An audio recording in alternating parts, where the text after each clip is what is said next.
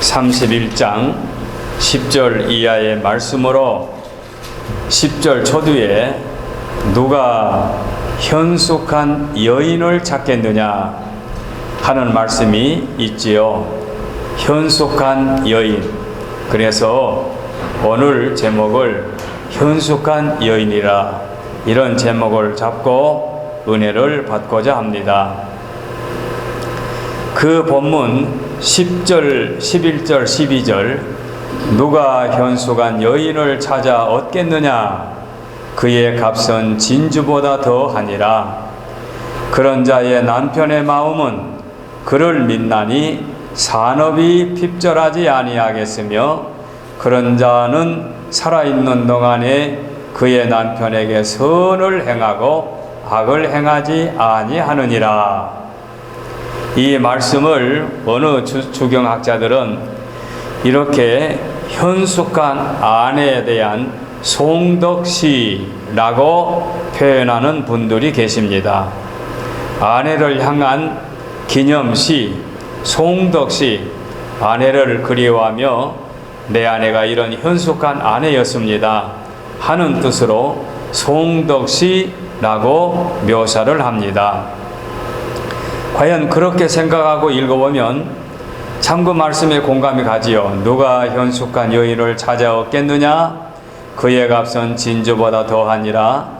그런 자의 남편의 마음은 그를 믿나니 산업이 핍절하지 아니하겠으며 그런 자는 살아있는 동안에 그의 남편에게 선을 행하고 악을 행하지 아니하느니라. 아마 이런 기념비에 이런 글이 새겨져 있다고 하면은 누구든지 이 글을 읽으면서 참 귀한 분의 삶을 잘 묘사해 놓았다 이렇게 말씀할 것입니다. 거기다가 추가로 뒤에 부분 결론에서 또 말씀을 드리겠습니다마는 28절 29절 말씀을 거기다 추가로 한번 더 붙여봅니다. 그의 자식들은 일어나 감사하며 그의 남편은 칭찬하기를 덕행 있는 여자가 많으나 그대는 모든 여자보다 뛰어나다 하느니라. 이 말씀까지 이 송덕시에다가 추가로 더해드리게 되면 완벽한 한 편의 시로 우리가 읽고 공감을 하게 될 것입니다.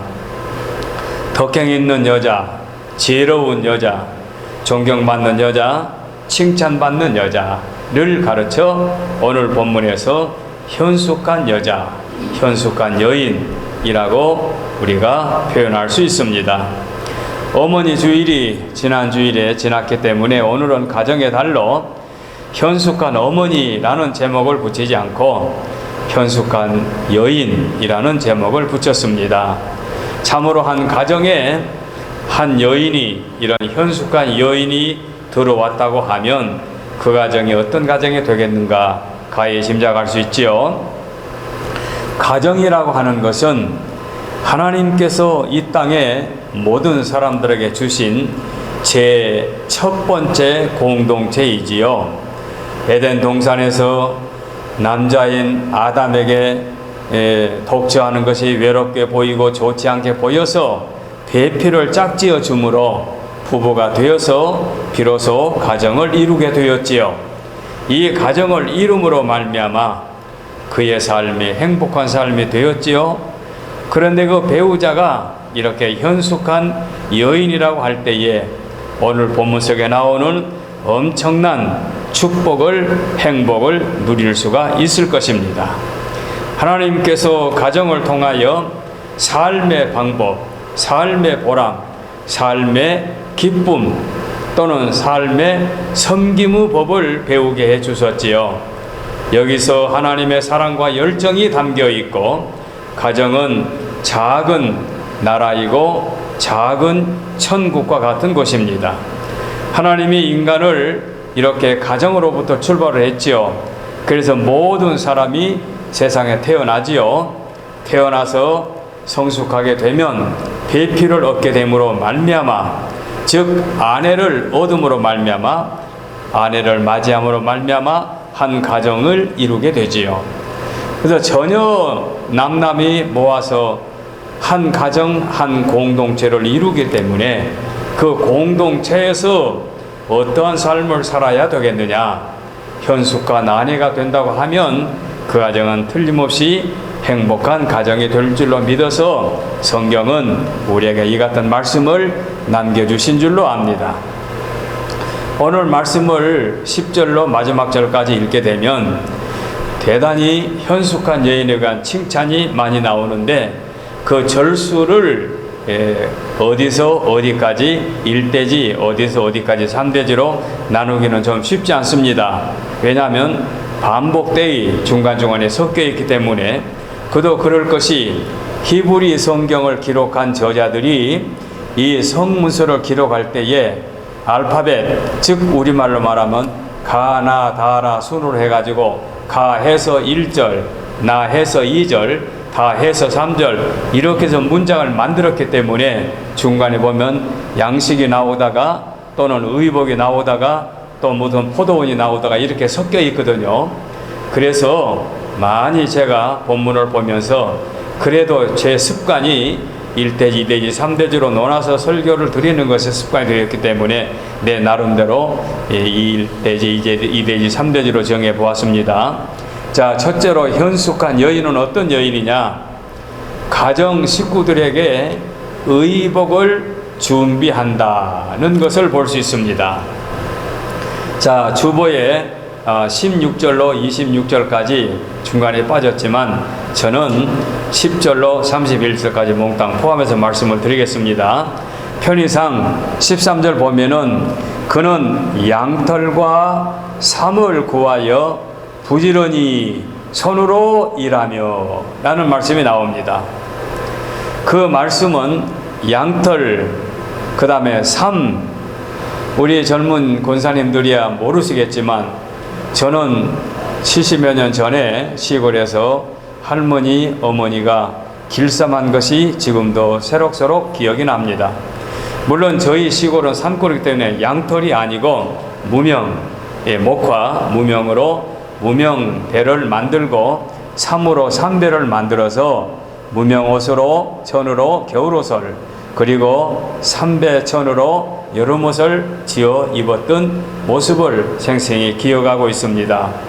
그러나 어들은 지역에서는 양을 치는 그런 고장에서는 목화 그런 그 무명배보다는 양털을 가지고 실을 만들고 그걸로 천을 만들어서 양털옷을 만들게 되면 겨울옷이 되겠지요.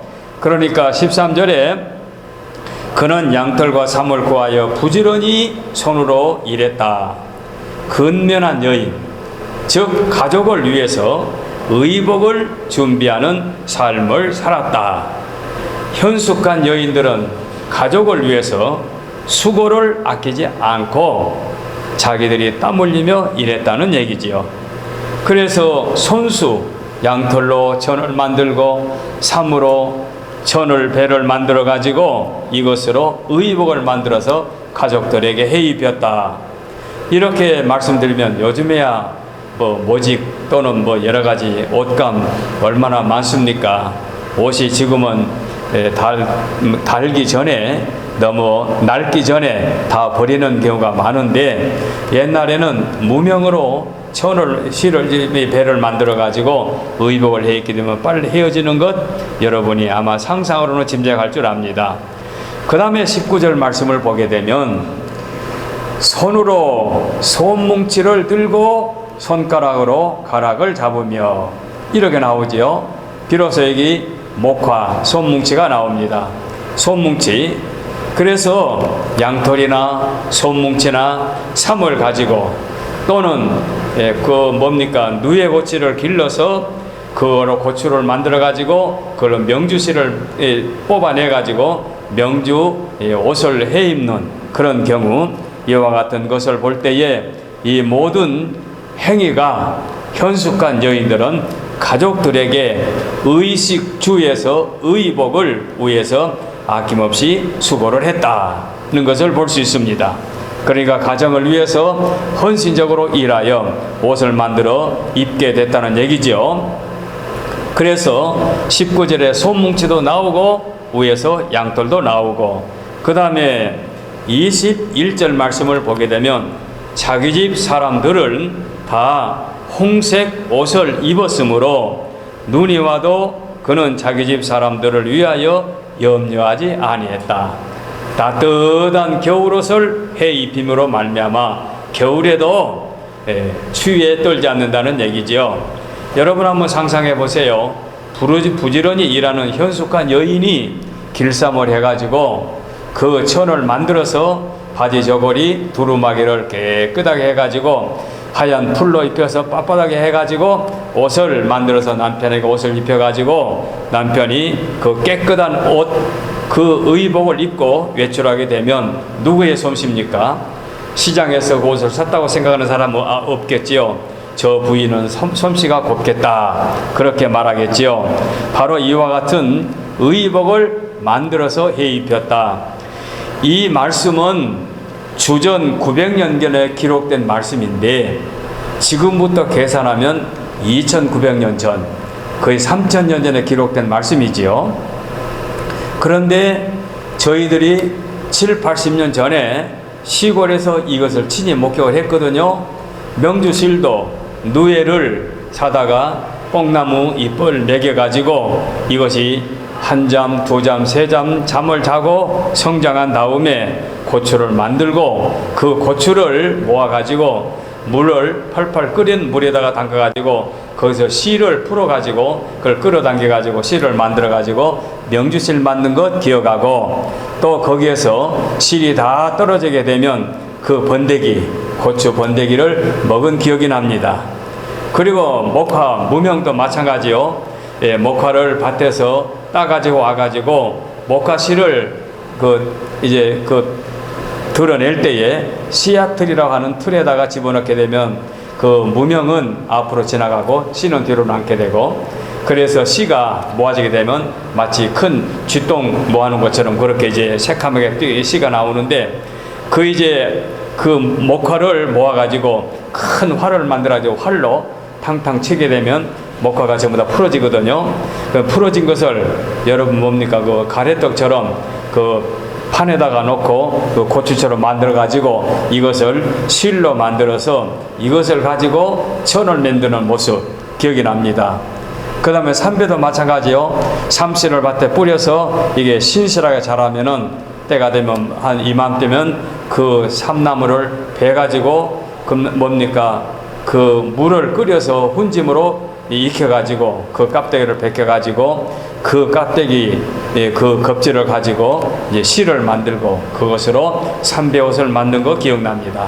물론 이제 저희 고장에서는 아까 말씀드린 양털이나 또는 모시 그런 것은 만들지 않았습니다는 목화로 무명옷이나 삼으로 삼배옷, 그 다음에 그 뭡니까? 누에로 명주를 만든 기억이 납니다. 이렇게 해서 홍색 옷을 입었으므로 눈이 와도 염려하지 않는다. 저희 할머니도 어렸을 때에 무명 배를 짤 때에 그 중간에 얼마큼 한 1cm쯤 무명으로 배를 짜고 또 1cm를 명주실로 배를 짜고 또 무명으로 짜고 명주실로 짜고 해가지고 그 천을 가지고 똑같은 물을 들이게 되면은 명주실의 색깔하고 무명 그 천의 색깔 다르지 않겠습니까? 이렇게 만들어 가지고 저에게 제가 어렸을 때 손자였던 어렸을 때 저에게 색동옷을 만들어서 입혀준 기억이 납니다. 그러면 동네 젊은 엄마들이 너희 할머니가 재주가 좋아서 기술이 좋아서 너는 예쁜 옷을 해 입혔구나, 그런 거 칭찬받은 기억이 납니다. 이런 식으로 2900년 3000년 전에 기록된 말씀이 비록 저희들이 태어난 7, 80년 전에 이런 일이 있었던 것을 생각해 볼 때 말씀을 준비하고 말씀을 묵상하면서 그때 일이 생각나서 이 말씀을 드립니다. 이렇게 현숙한 여인들은 가족 식구들을 위해서 의복을 준비한다는 말씀이 오늘 본문에 기록이 되어 있습니다. 그 다음에 24절에 보면은 그는 배로 옷을 지어 팔며 만들어 상인들에게 맡긴다. 그런데 옷을 지어 만드는 경우도 물론 있겠습니다만은 저희 고향에서는 이렇게 열심히 어머니들이 할머니들이 일을 해서 배를 만들어 가지고 5일장에 나가서 그 배를 팔아가지고 그 판 돈으로 또 다른 필요한 것을 사오는 그런 경우를 볼 수 있습니다.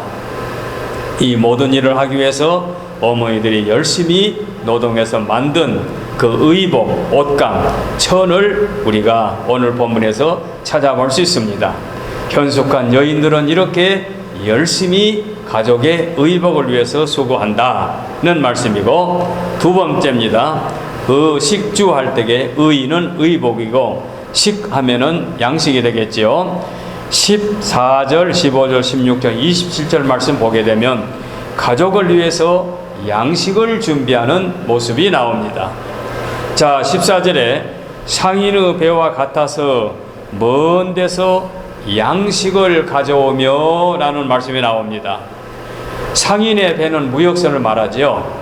그리고 양식을 가져온다.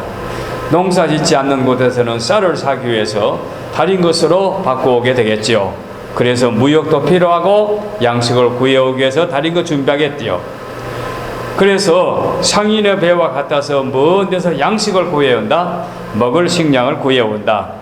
특별히 2900년 전 다윗과 솔로몬 시대에는 국내 산업이 크게 발전되어 해외로 확장되어 있을 때 이스라엘은 그 주위 모든 나라들과 그 배를 통해서 여러 가지 물건을 교역하면서 교환한 줄로 압니다.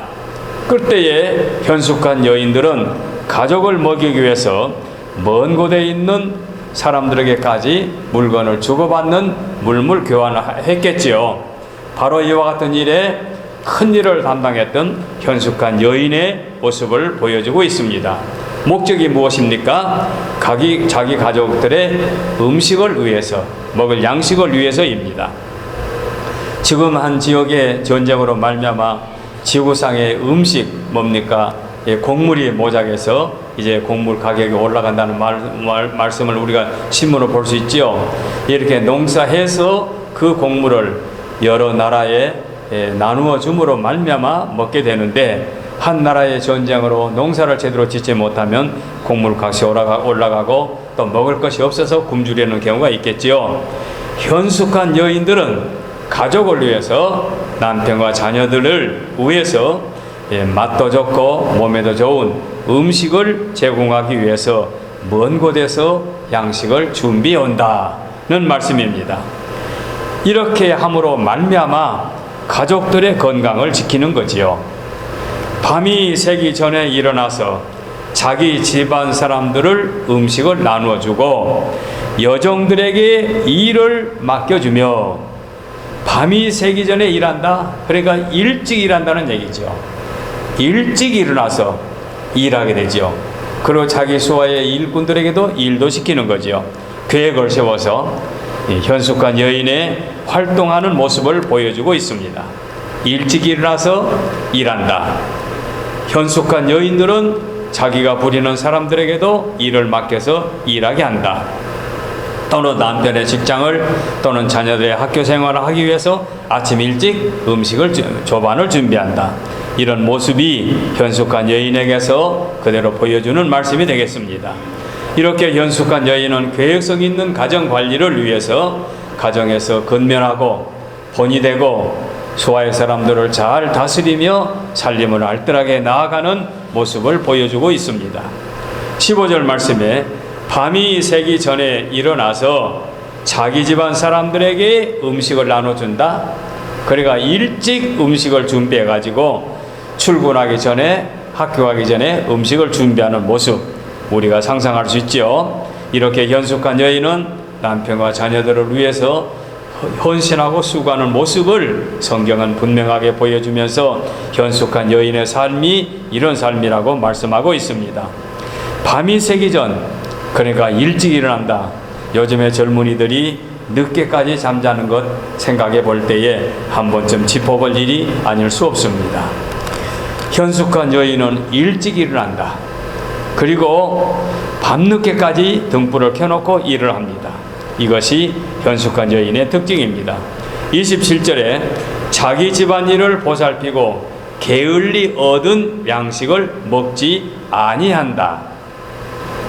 게을리 얻은 양식을 먹지 아니한다. 나는 놀고 상대방이 일하는 것을 빼앗아 먹는다. 그렇지 않는다는 얘기지요. 그래서 가족들을 보살피고 열심히 일하며 근면해가지고 얻은 결과를 떳떳하게 먹는다, 이 말씀이에요. 그야말로 데살로니가 후서 3장 10절에 일하기 싫어하는 자는 먹지도 말게 하라는 말씀을 그대로 적용할 수 있지요. 열심히 일해서 먹는다, 땀 흘리며 일해서 먹는다, 그 말씀이지요. 그래서 자기 집안일을 보살피고 게을리 얻은 양식을 먹지 아니한다. 그러니까 대가 없는 요구를 하지 않는다, 그 말이죠. 욕심을 부리지 않는다, 무리한 요구를 하지 않는다, 그 말이지요.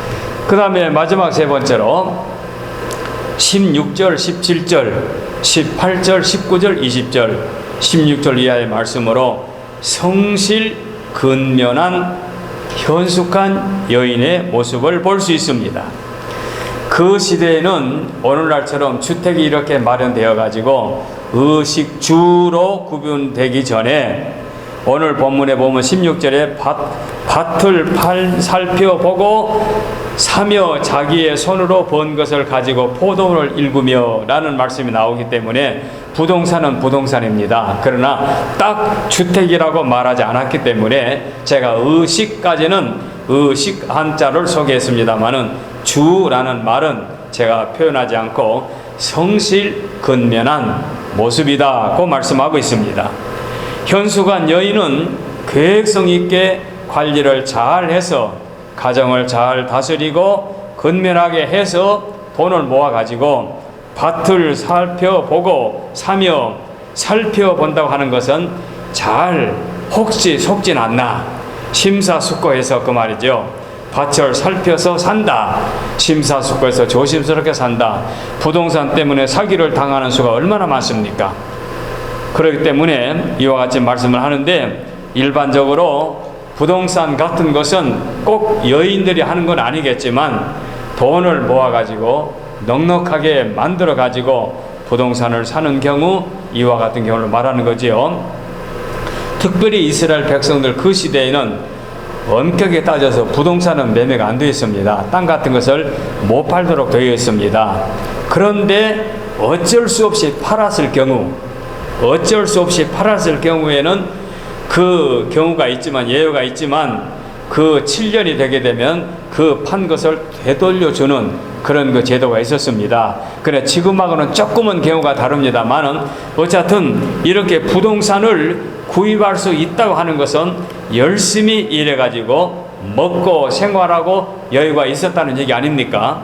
그러니까 꼭 도움이 필요한 사람들이 자기의 전답을 내놓았을 때 살 수도 있는데 살 때에 잘 살피라는 얘기지요. 그래 오늘날 말하면 주에 해당이 되겠지만 주택이라 못 박아 말씀드리지 않았기 때문에 성실 근면이라는 말씀으로 표현하고 있습니다. 그래서 희년이 되게 되면 되돌려주는 그런 제도이기 때문에 조금은 경우가 다릅니다만 그래도 어려운 사람을 위해서 그렇게 포도원 같은 그 밭을 산다고 하는 것은 여유가 있다는 얘기 아닙니까? 그래서 땅을 산 사람이 희년이 되면 돌려줘야 되지만은 그럼에도 불구하고 땅을 살 경우 이렇게 현숙한 여인들은 여유가 있다는 말씀이고 부동산을 살 수 있다는 말씀이 되겠지요.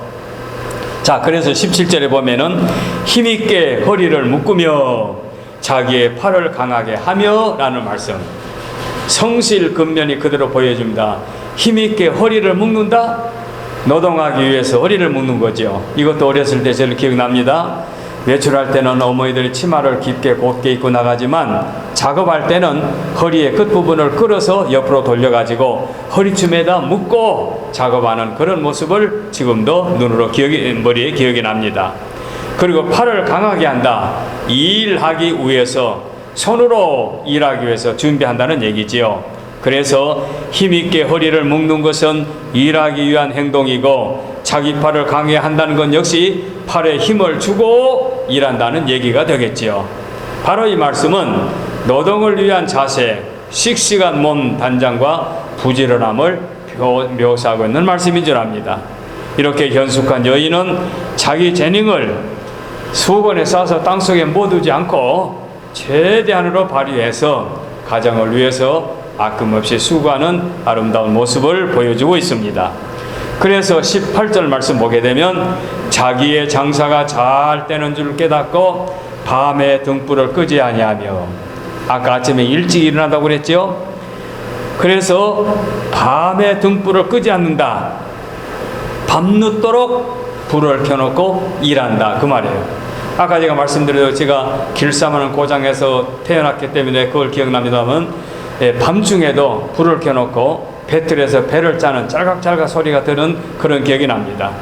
열심히 일하는 어머니들은 들에 나가서 김을 메고 땀 흘리며 수고하고 그야말로 홈이 끝이 무딜 정도로 일을 하고, 또 식사 준비해서 식구들에게 먹을 것을 제공하고 밤늦도록 배틀에 앉아서 배를 짜는 모습, 우리들의 어머니는 그렇게 가족들을 위해서 헌신했습니다. 그래서 밤에 등불을 끄지 않고 일을 합니다. 그리고 또 새벽에 날이 새기 전에 일어났다. 자, 이만한 여인들은 칭찬받아 마땅하지 않습니까? 현숙한 여인으로 부를 만한 이름이 되겠지요. 그 당시 팔레스타인 지역에는 그 아랍 민족들이 그야말로 언제 침략할지 모르기 때문에 등불을 켜놓고 깨어있는 경우도 있었다고 합니다.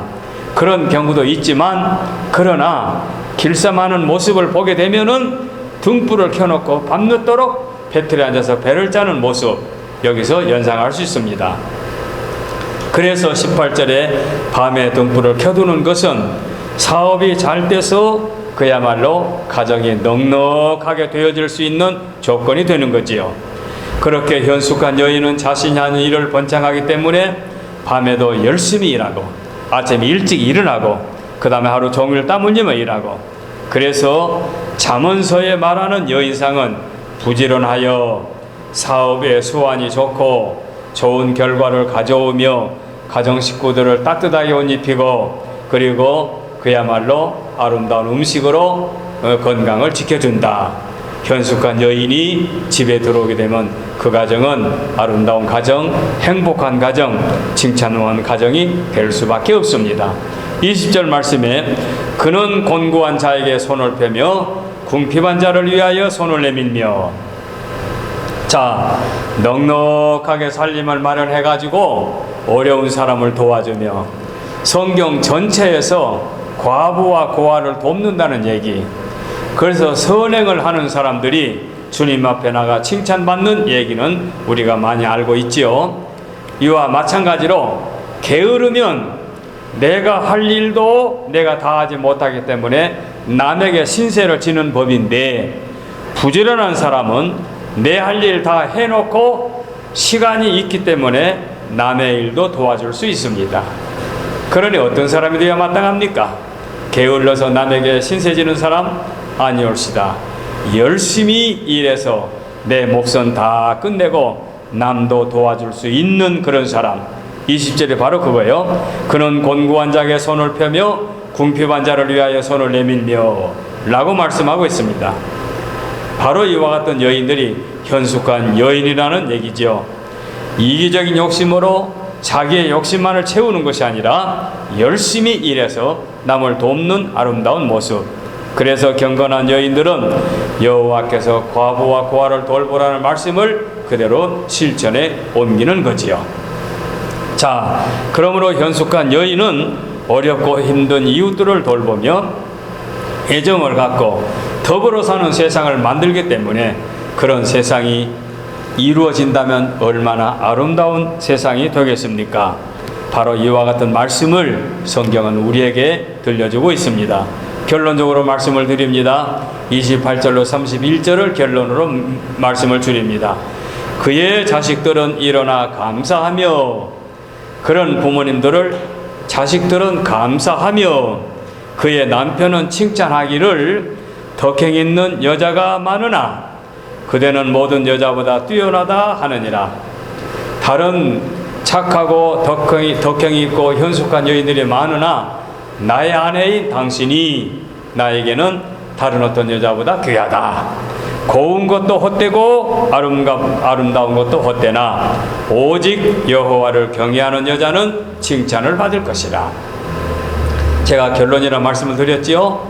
이렇게 덕행 있는 여자, 현숙한 여자에게 또 세상에서는 결코 만족이 없는 세상이니까 고운 것도 헛되고 아름다운 것도 헛되나 오직 여호와를 경외하는 여자는 칭찬을 받으리라. 그 손의 열매가 그에게로 돌아갈 것이요 그 행한 일로 말미암아 성문에서 칭찬을 받으리라.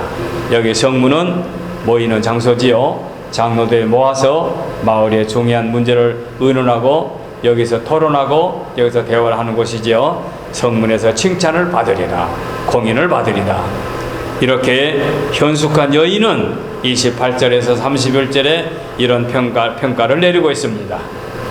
물론 저와 여러분이 살고 있는 지금의 세상에서는 2900년 3000년 전에 기록된 말씀이 지금 이 시대에 맞는 건 아니지요. 지금은 세분화되어 있고 뭡니까 세계화되어 있고 글로벌 시대가 되어 있기 때문에 많이 달라졌습니다만은 그럼에도 불구하고 나 한 사람 개개인이 뭉쳐서 더불어 사는 세상을 이렇게 구성하고 있을 때 현숙한 여인, 덕을 행할 수 있는 여인, 칭찬받는 여인이라고 하면은 얼마나 그 가정이 행복하고 그 사이가 아름다워지겠는가 하는 것을 짐작할 수 있습니다.